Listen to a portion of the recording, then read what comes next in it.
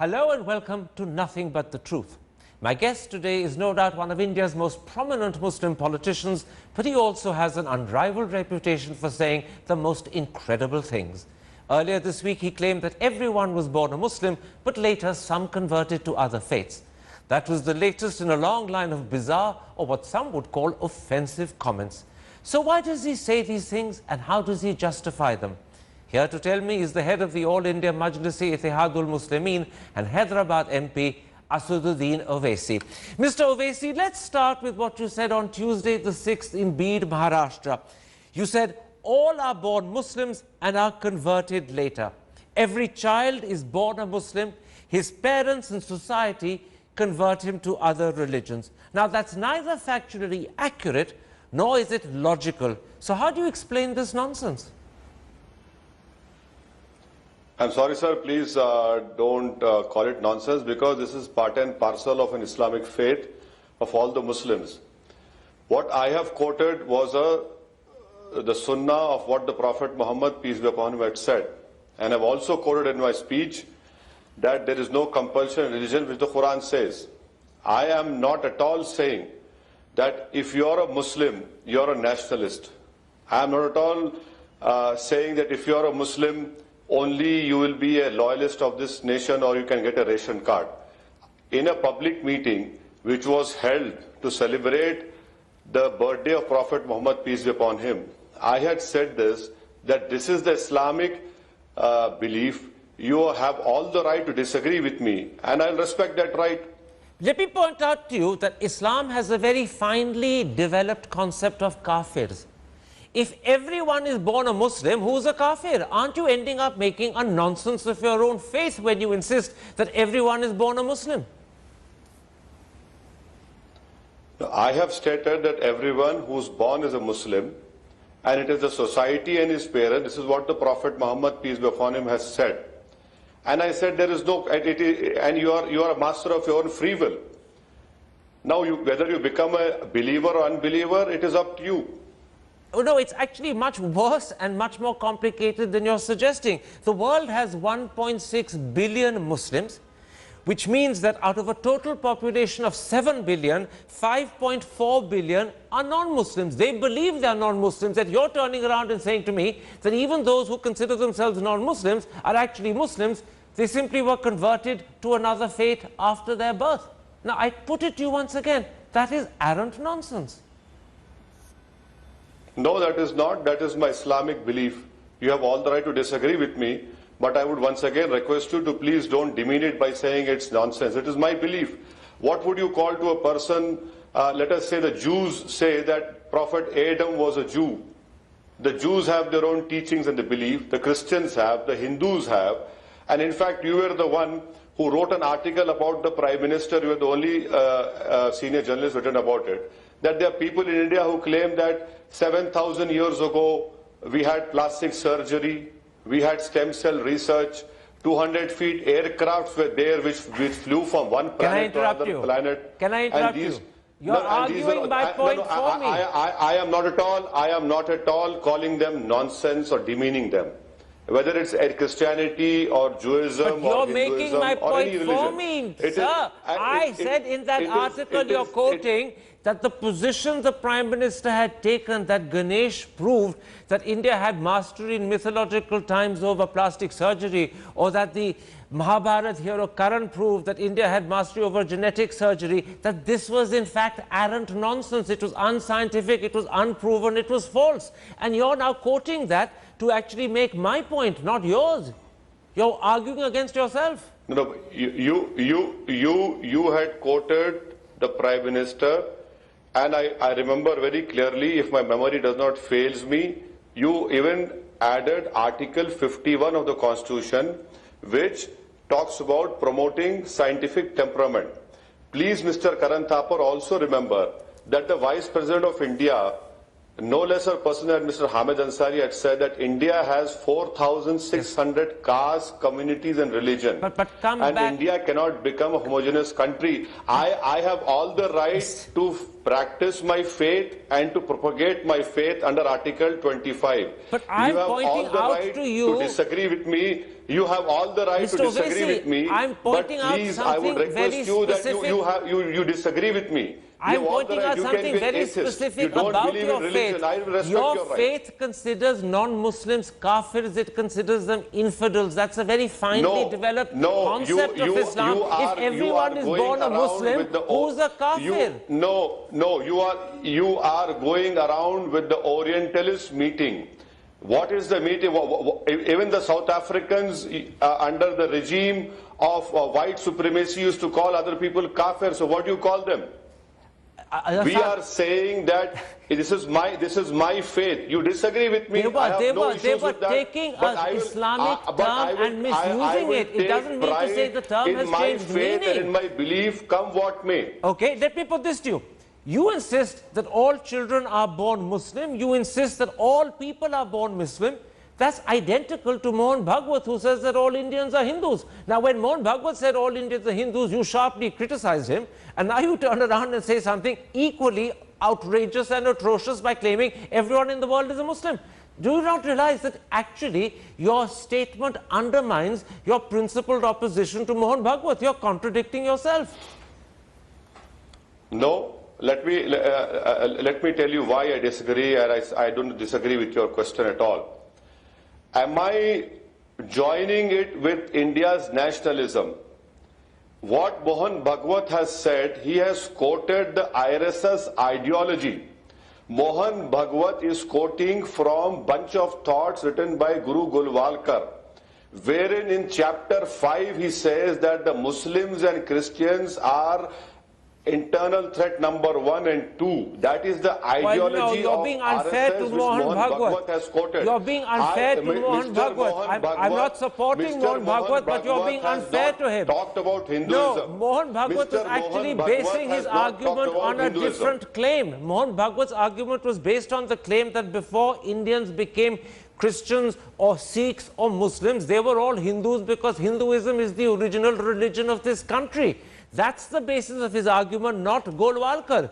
And you're saying something equally strange. You're saying that all people when they're born, all children when they're born are born Muslims. Even when they're born into Jewish families, Hindu families, Christian families, Sikh families. And I put it to you again, and forgive the use of that word, I don't mean to be naughty or nasty, but this is arrant nonsense because A, it's factually untrue, B, it's logically inconsistent, and C, it flies in the face of reality. That's why it's nonsense. Fine, it is up to you to use all those terms and meanings which will satisfy your ego. Fine, this is my belief. I take pride in that and I'll stand by it. Let me put something else to you. I know you to be an intelligent man. I'm not for a moment questioning that. I therefore ask you, was this in fact intended as a poor joke or as silly satire? Has it backfired? Were you intending to speak tongue-in-cheek, perhaps mockingly in some strange way of Mr. Bhagwat? And has it backfired on you? And are you now boxed into a corner where you're defending what you didn't really mean, but what was only said tongue-in-cheek? I am thankful to you for patronizing me, which I don't want you to patronize me by saying I'm an intelligent man. But what I had said to you earlier, this is part of my faith and belief. I stand by it. All right. You ended that speech indeed with something else that I want to quote to you. You said, all said and done, it has also been proved that the media loves me. For the last 2 days, I was there on each and every channel. I got so much attention, I felt I was a newlywed groom. Did you say this simply to attract attention to yourself? Was this a ploy to get into the front pages and the headlines? Why have you called me? Because you said something outrageous. And in a sense, you're proving my point again when you ask that question, aren't you? No. I mean, you want to call me and then you ask me this question. The TV channels have called me. I have said that for each and every speech of mine, TV channels are calling me. I welcome it. Absolutely, but did you say this because you knew that if you said it, they would call you? You knew that in a sense, people like Karan Thapar would want to question you. You'll have 25 minutes on national television. Was that the purpose? No, no, I didn't ask Karan Thapar to call me. In fact, Karan Thapar had phoned me many number of times and told me to come. That is why I've come. And that speech in Beed that was made, it was national TV channels who wanted me to come, and that is why they made arrangements for the OB van to send from Pune to Beed to cover a distance of 400 kilometers. I didn't ask for all these things. You wanted me, I've come. Let me put this to you. The level of contradiction, inconsistency, and, forgive me using that word again, illogical comment goes one step further. In Beed, you also called for reservation for Muslims. Now, if all are born Muslims, if every child is born a Muslim, and those are your exact words, who do you want reservations for? Do you want reservations for everyone in the country? Can you please enlighten me, as you are a very knowledgeable person than me? Please, what is Article 15 and 16 talks about? And could you please also enlighten me, why is it that the 1950 presidential order says that a Dalit can only be a Hindu, a Sikh and a Buddhist? Isn't that based on religion? And the third point is, Mr. Karan Thapar, that in the Mumbai High Court, after many, many years, the courts have said that the Maharashtra Muslims can get 5% reservation in education. No, please allow me to complete it. Maharashtra Muslims can get 5% reservations because of the empirical data which shows their social and educational backwardness. You have a government in power, despite the courts allowing it to give reservations to Muslims in education. But you ignored the point I'm making, Mr. Owaisi. I'm not making a point about whether reservations for Muslims is justified or not. That's not the point I'm making. I'm saying, if you begin your speech by identifying every child born in the world, not just in India, but in the world as a Muslim, and then you ask for reservations for Muslims, you're making a pretty meaningless statement, because all you're saying is you want reservations for everyone. And this is what I'm saying. Once again, you're caught up in a logical inconsistency that arises from the nonsense statement. Not at all. That is an understanding of yours which is wrong. I have said that reservation to Muslims. And you also said that all children are Muslims, that everyone is born a Muslim, every child is born a Muslim. So you're saying the same thing. You want reservations for everyone. That is part of my faith. I stand by it. All right. And I have said that people who are Muslims, who are socially, educationally backward, which the Maharashtra High Court has allowed, they should get reservation by the ruling party in power of Maharashtra. Okay.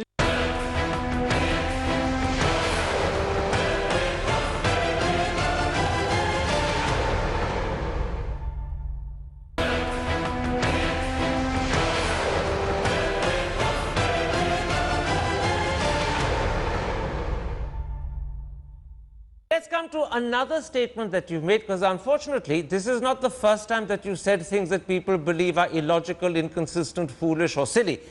In September 2014, posters appeared which allegedly, purportedly had the following quotation from you: Hindus should not consider Indian Muslims separated from their fellow Muslims of Pakistan.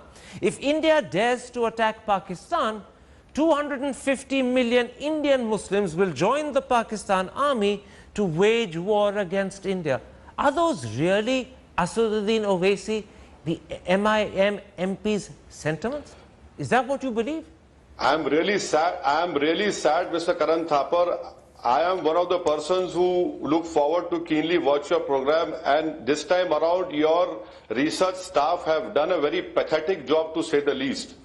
Because the people who have printed that pamphlet, the Jammu Kashmir Monitor newspaper, which was carried by oneindia.com and also by Samna newspaper, I have served a criminal defamation notice on the Kashmir Monitor newspaper and oneindia.com, which they came forward and apologized that this is a wrong news, wrongly attributed to me. The Samna newspaper have not yet apologized, and anyone who's going to say it, even if it is Ms. Karan Thapar, I will take you to courts and make you pay for such wrongful statements, which is questioning my nationalism towards this country. Slightly carried away with your rhetoric. Do you remember my question? Do you remember my question? No, Mr. Owaisi. And if you had asked Mr. Sudhir, who represents your headlines today, he would have told you that what Asad is saying is absolutely right. Mr. Owaisi, you're getting carried away. I deliberately phrased myself very carefully because I'm aware of the action you've taken. I asked you, are those really yours? Oh, Mr. Owaisi, you must let someone else speak. You don't ask such irresponsible No, I'll tell you in a moment's time why I asked the question. If you give me a chance to explain the reason I said purportedly your quotation and what I object to your questioning is why do you even for 1 second have an iota of doubt? I'll tell you, that's what I'm about to explain. Why? That is what I'm about to explain.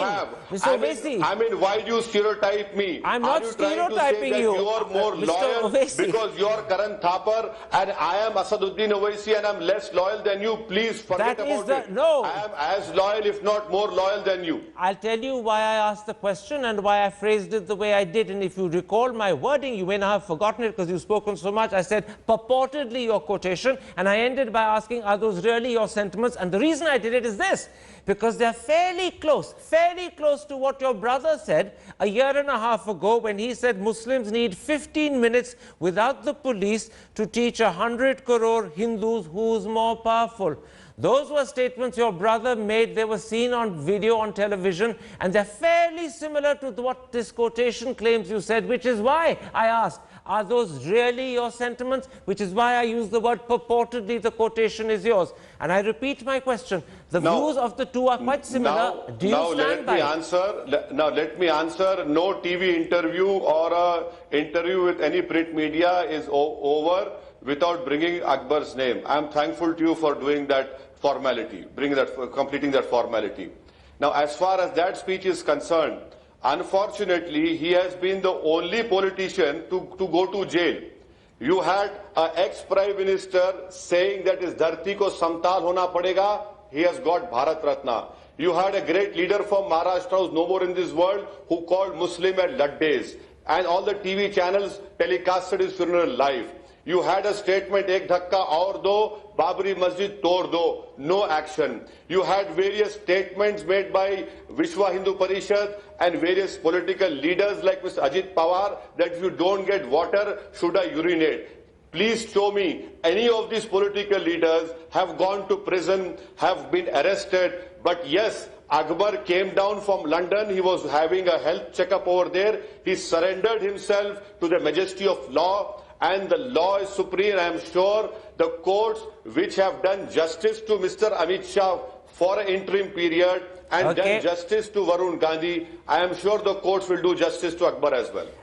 All right, I hear your answer, and the point I note is that in fact that quotation is not yours. I'm glad to hear you also say that you differ from your brother's position, although you haven't quite said it as clearly. But I'm glad to hear that is implied from the answer. And don't ask such questions which questions an Indian's The homework was done perfectly. The question was asked simply because I wanted to check whether the views expressed in that alleged quotation... You would have also known that a public apology was carried in newspapers and on the web.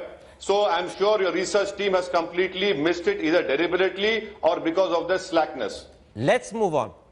There's a video of yours on YouTube dated the 5th of June 2014 where you say of Mr. Modi, जो हमको कुत्ते का बच्चा बोल रहा था वो कुत्ता है उसकी नस्ल कुत्ती सब कुत्ते. Is that a comment that today as an MP you're proud of? Mr. Modi, as a Prime Ministerial contender, had said, made a statement that अगर कुत्ते का बच्चा भी गाड़ी के नीचे आ जाए तो वो क्या है? And I remember you doing a program wherein at that time you were at a different TV channel and you had criticized him. So I would not take it lying down if someone calls me a kutte ka bachcha, मैं इंसान का बच्चा हूँ.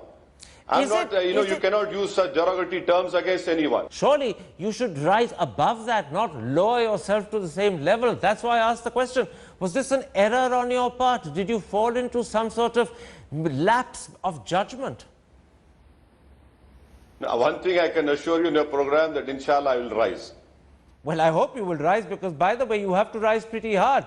In January last year, you asked Muslims not to watch Salman Khan's film Jai Ho because he had called Mr. Modi a good man. And I put it to you, isn't that a level of pettiness and silliness that an MP should not lower himself to?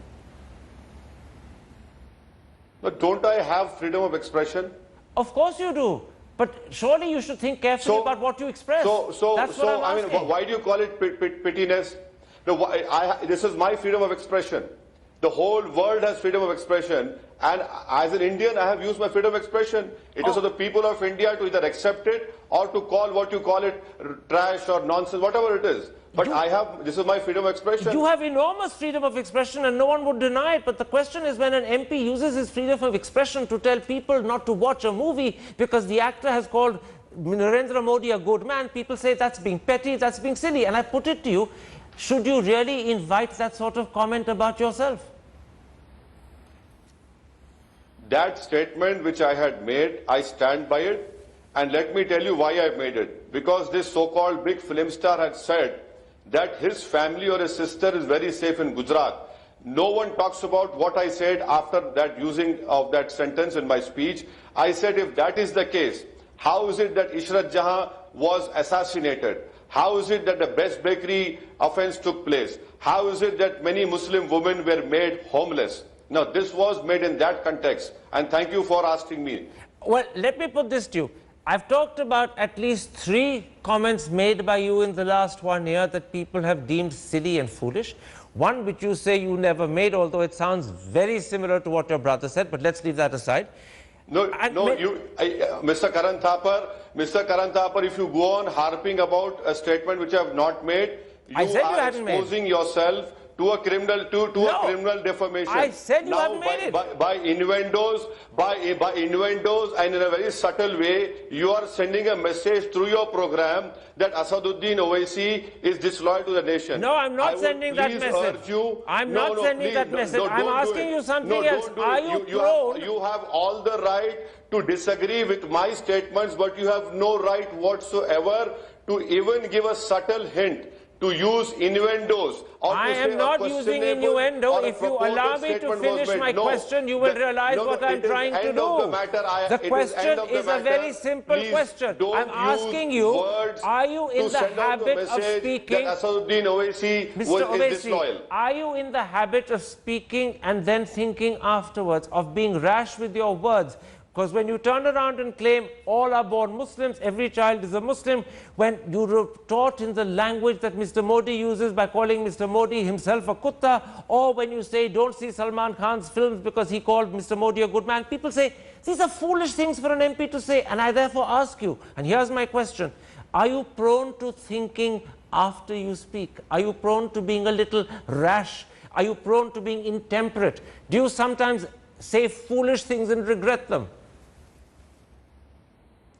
You can try these psychological games with Mr. Modi, who walked out of your program and he has never come on your program again. So I think you should try these games with him, not with me. But yes, I make whatever statements I have made with all the responsibility. And Mr. Karan Thapar, please remember that 3,000 people didn't die under my rule. Absolutely. But what I do remember is this, that you're a respected MP, that not just the Muslims, but the city of Hyderabad looks up to you. Do they admire you when you say these, what I call foolish things? Or are you worried that perhaps behind your back they laugh at you and say, he's a good man, but he's a clot. He doesn't know when to open his mouth, he doesn't know when to shut up. Are you worried that people say that about you? Mr. Karan Thapar, I am more worried of what I have to be answerable to Allah subhanahu wa ta'ala when I die and go from this world.